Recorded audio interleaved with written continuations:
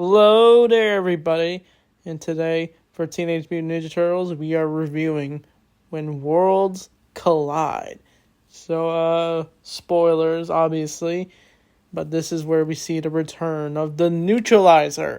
We haven't seen him since Season 2. We don't know what happened, other than he turned into pure energy. But now we see what he's been up to. But, it does open with, the Salamaries, who learn that a Newtralizer is alive and is plotting his next move. We see the Sal Commander and the return of Mona Lisa, who are ready to come back to Earth once they learn that Newtralizer is becoming too powerful, that he is now a threat to the Salamaries and the Ooptron. And so they decide to go to Earth, but Mona is excited because she gets to maybe see Raphael again. She even sees him doing push-ups. That's what she fantasizes about. But while that's all going on, the turtles are all hanging out at the lair. Raph's pretty bummed because he doesn't have someone to love at the moment, because everyone else is just all hanging out with their girls. Donnie's hanging out with April while they're trying to watch Space Heroes. But Raph also sees Leo fight Karai, and then Karai's like, ooh, just because I like you doesn't mean I won't go easy. And then Raph's like, ew. It makes me wonder, is Leo and Karai technically half-sisters since Splinter raised them as brothers? And Karai is his biological daughter. So yeah, it is kind of weird if you really think about it. But Mikey's talking to Renette because he has time tech or whatever to talk to her, but Raph's pretty bummed playing the drums until he gets a call from Mona Lisa on his space helmet, who he somehow still has it. But Raph is, of course, very excited to see her, but they can't talk long, as all the characters gather together to meet with our fellow characters. While that's all going on, we do see the Newtralizer, who has now gained like these electrical powers. And he comes out of nowhere after ambushing a group of Ootrons who help a homeless man. And I think he takes out the Ootrons, and I think he eats one. So yeah, the Newtralizer loves eating Krang and Ootrons. But what's also nice about this episode is the Krang are actually good now. They know there's no longer because Krang Prime and Sub Prime are gone. The Ootrons can now live in peace. But the turtles don't have to fight the Krang anymore. But with that's going on, the turtles do encounter Newtralizer at some like electricity looking area, a power plant, and then Karai is stunned by his appearance. But what happens next is they do fight Newtralizer, but they're shocked to know that he's alive. And once the Sal Commander does tell them that he's still out there, the turtles did think he was gone, since they did cause him to turn into nuclear energy or whatever you want to call him.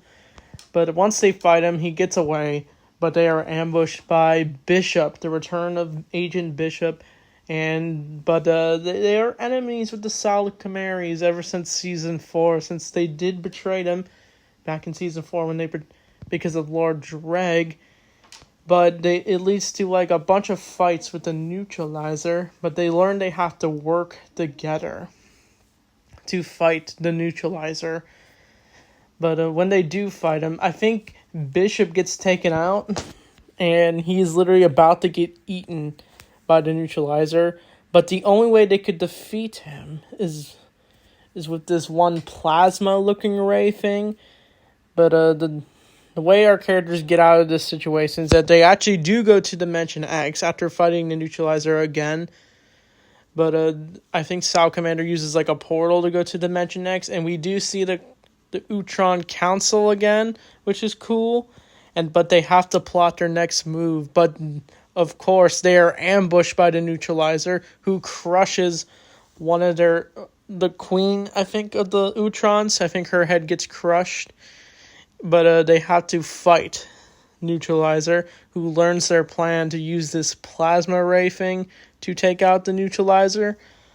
But they manage to get away back to Earth. while Newtralizer is causing more mayhem in Dimension X.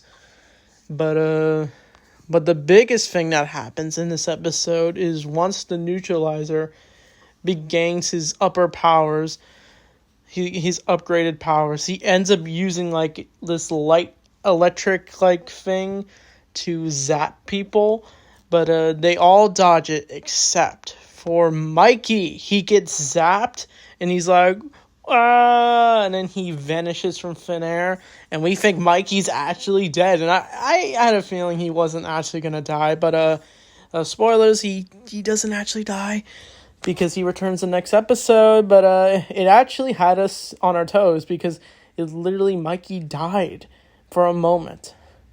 But Raph, I do like the line where Raph pulls out the rifle thing and he actually zaps Newtralizer, saying "Booyakasha," and he actually gets weakened, and they actually did try to take him out with like water and stuff, since water can take out electricity, but it just doesn't work, as Newtralizer now has a new enemy for the Turtles, with the return of Lord Dreg, and his army has now invaded New York. And it does leave off at a cliffhanger. So yeah, this was definitely a good episode. It was a nice return to the space arc of TMNT. It's nice Raph can finally have a moment with Mona Lisa. But he actually wants to convince her to stay on Earth because he loves her. But she's like, no. But later we'll have to see if she decides or not. I already know what happens, but you get the point. But yes. We also do learn that Dreg, once they learned Dreg survived, it was like, they were like, what?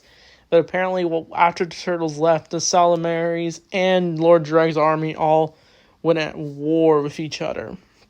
So that's why they're attacking Earth, to take out as many Salamaries as they can. And we do learn why the commander, Sal, lost his eye, because the Newtralizer took it out. And we actually do learn that the Newtralizer is not a mutant. He's actually an alien that was experimented on. And that's why he's so corrupted. But Newtralizer is easily one of my favorite TMNT villains. He's very underrated. I even have his action figure. Just the way he looks. He's like not really a space bounty hunter. He's just like a greedy guy on his own. Like, he doesn't like the Krang. He doesn't like the TMNT at all, but he's still a bad dude who's now got these electric powers, which makes him even more powerful. I always knew they were going to answer what happened to the Newtralizer, since they had to answer it, since he's been gone for literally 2 seasons. But I think this episode's a lot of fun, and I can't wait to review part 2. So I'd give this episode, why not, an 8 out of 10. So I can't wait to talk about part 2 for Tales of the Teenage Mutant Ninja Turtles. With that being said, thanks for watching, and Turtle Power!